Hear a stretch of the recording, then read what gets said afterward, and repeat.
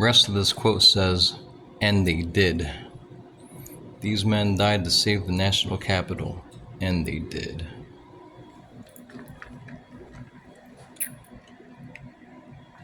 Back at Monacacy.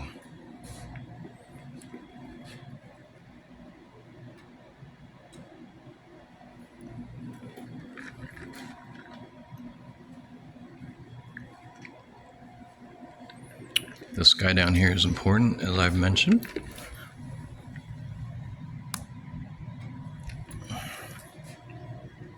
It was Garrett and telegraph operators who first alerted Wallace, who of course was getting sidelined.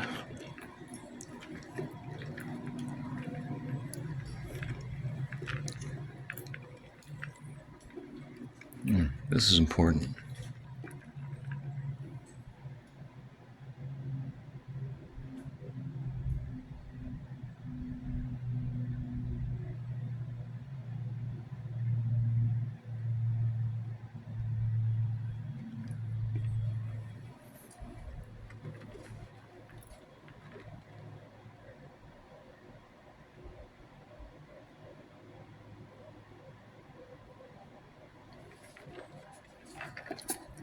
That's an accurate description. I just mentioned that in the video. North and West, pro-Union. South and East, pro-Confederacy.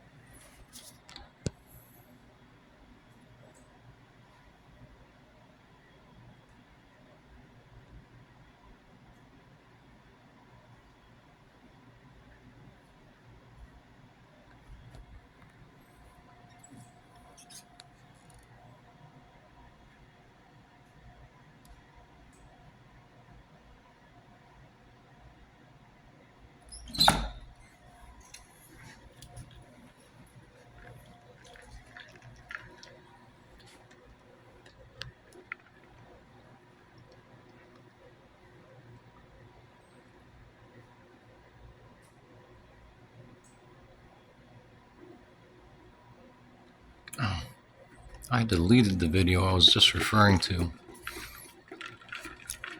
So again, South and East, that's where it was fairly pro-South, and the reason why it was essentially the economy wasn't because of cotton. Again, it was because of tobacco. Tobacco was grown all around the Chesapeake.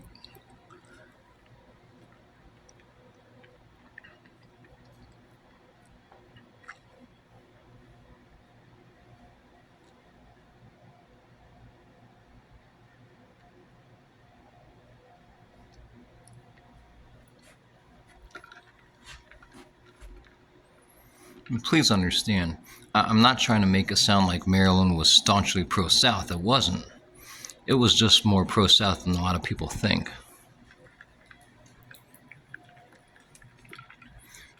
I think they said about 1/5 of Maryland's boys fought for the Confederacy. Is that right? 20-25%. Nah. Yeah, about of those who did fight, I think about 1 in 5 went south to Virginia or elsewhere, and about 4 out of 5 fought for the Union, I believe. Sounds like what I remember. Wasn't near majority, but it was a significant number.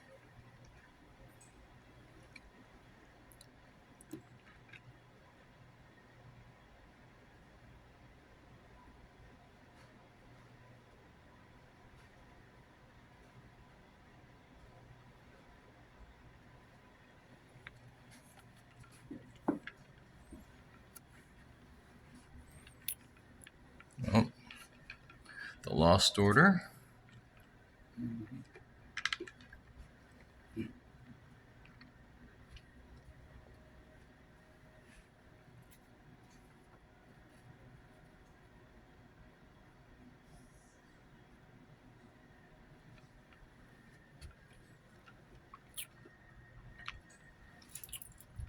So this is part of the battlefield. Trying to find a map of the whole battlefield.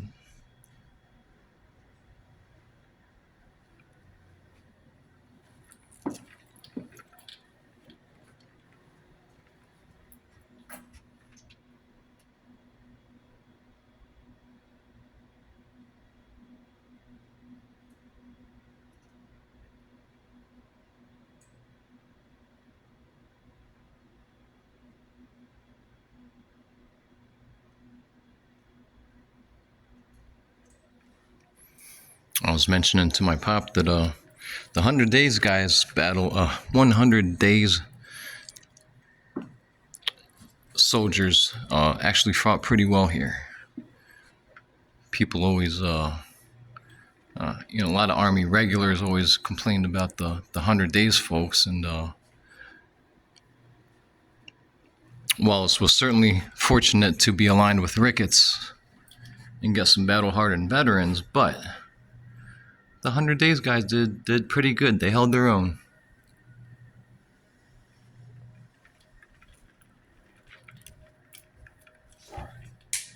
Oh, I was responding to you. that's okay.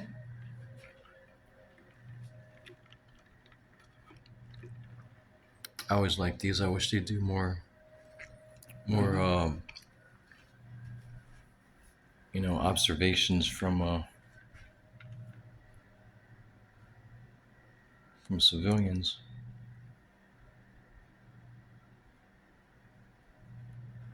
It was really a pitched little battle. It doesn't, it wasn't Gettysburg. It wasn't on that scale at all, of course. But it was a pitched fight. What do we got here?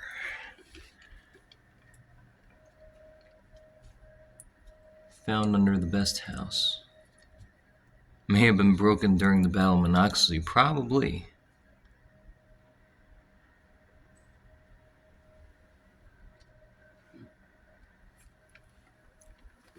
What do we got? I forget what this is. Someone's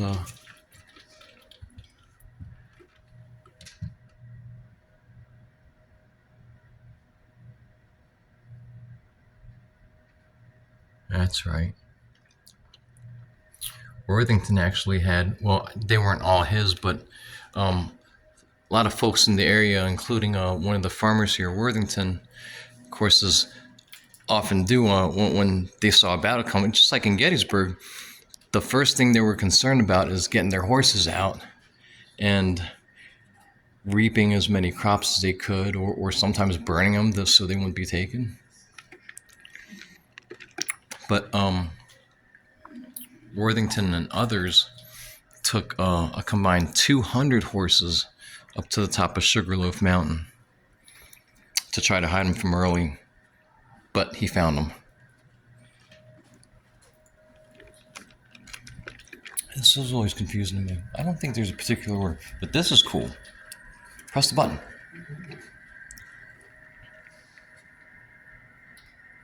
It is July 1864, the fourth year of the Civil War. This is great. And the northern It's grip simple, is but it's tightened great. on the Confederacy. General Robert E. Lee's army of Northern Virginia has been driven back to Petersburg, only 25 miles from the Confederate capital at Richmond. He is surrounded by hardened Union forces that outnumber him 2-1, and bolstering the Federal ranks are men brought down from Washington. They have come from the ring of forts that surround the capital city, and their removal has left the capital virtually defenseless. Washington has become a tempting target. This is obviously General Lee ordered a corps to secure the Shenandoah Valley and, if events allow it, is the cross the railroad. Potomac River and threaten or capture Washington from the north. Verbal orders go to Lee's boldest field commander, Confederate General Jubal Early, who secures the valley. While en route to Maryland, Early receives orders to send a cavalry detachment to raid the federal prison at Point Lookout and free the thousands of Confederate prisoners held there. By the 8th of July, Old Jude and some 15,000 troops are massing on the outskirts of Frederick, Maryland. Ahead lays Monacacy Junction and the road to Washington. I think Early's one of the most underrated The generals. summer has been a hot one along the Monacacy, but good for the crops. On the Thomas farm and around Worthington House, the wheat is cut and the corn is waist high.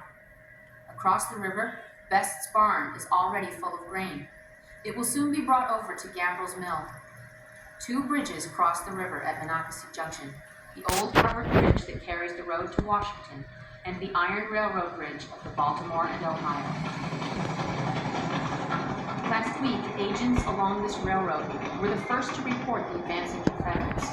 They carried the alarm to Baltimore and the headquarters of Union General Lew Wallace. Most of the men he commands are home guards and 100 Days men who have never seen battle. And now, as night falls on the eve of battle, he moves the last of an improvised army into position, 10 regiments of veterans who have arrived just in time to strengthen the home guard and increase the Union force to 5,800 troops. Most are formed in 2 lines, covering the bridge and the river south of it. Other regulars join Wallace's men at the 2 blockhouses in the nearby rifle pits that were put in place the year before to aid in the defense of the bridges. The defense line running northward is mostly home guards and 100 Days men. Out in front of the junction is a line of skirmishers. The Federals have only a single battery of 6 cannons, along with the 24-pounder howitzer mounted near the blockhouse east of the railroad bridge. 4 a.m. The last troops are in place, and by now, Wallace knows the odds are against him, but he's made up his mind to fight. Hopeful to delay the enemy and give time for Union troops to reinforce Washington from Petersburg. That's great. By early morning, farmers have sensed the immediate danger. The horses have been taken to hiding places at the mountain, cellars boarded up, and families sent into hiding. It is none too soon.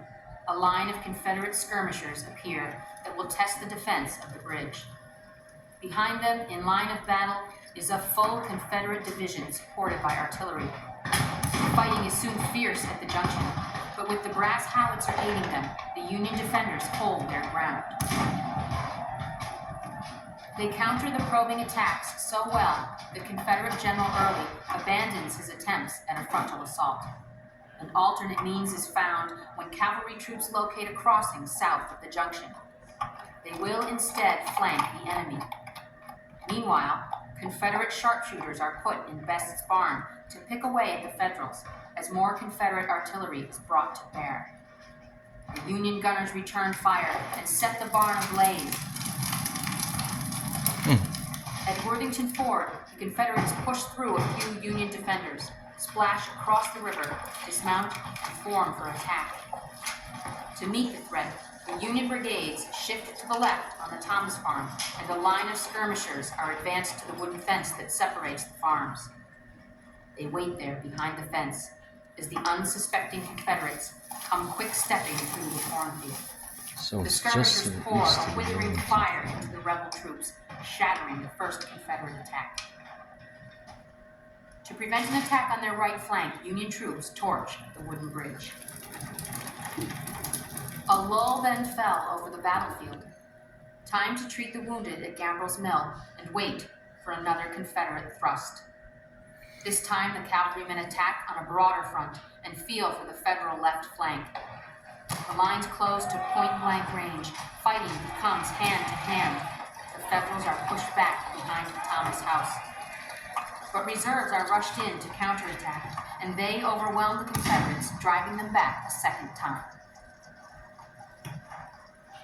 With little time to rest, the Confederate main thrust came, a full division out of Frederick, crossing the river and forming up. The Confederate attack will be in 3 echelons. The first was to turn the Federal left flank, the second to smash through the middle of the line, and following it would be the third, sweeping up along the river to the bridges. The battle was brief and fierce, and hundreds fell in the assault. Thomas House was lost as the Federal lines weakened and fell back. Across the river at the junction, the Confederates drove through to the blockhouse, forcing the defenders into a desperate escape across the railroad bridge under fire. Outgunned and outnumbered, the Federal forces fall back as the Confederates keep coming like a sheet of flame. And then it was over as the Federals retreat past Gambril's Mill, north along the river to Baltimore. They held as long as they could, and it was long enough. As darkness falls, Jubal Early's army encamps on the field, badly mauled and too late to press on.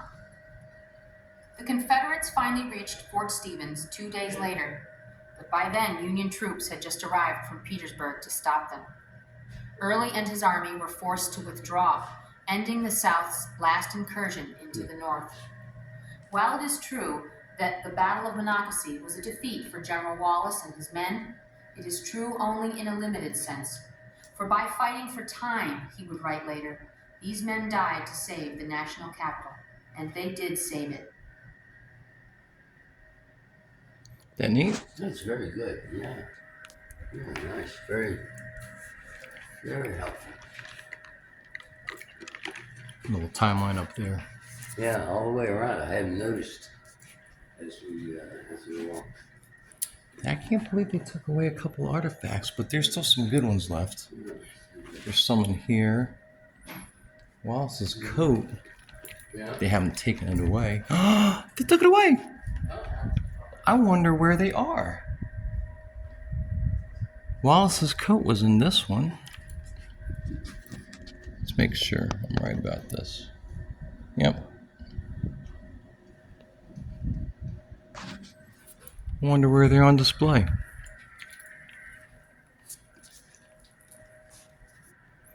Oh, check this out. Did you look in here? Oh no, I didn't. I didn't see that little. Oh my, yeah. Huh. It's one they captured, I believe, in Yeah. Urbana. July 1864, Yeah. the fourth year of the Civil War, and the Northern So, a Rivers really tightened funny on story in the its own. Might say on one of these General Robert E. Lee's boards. army of Northern Virginia has been driven back to Petersburg, only 25 miles from the Confederate capital at Richmond.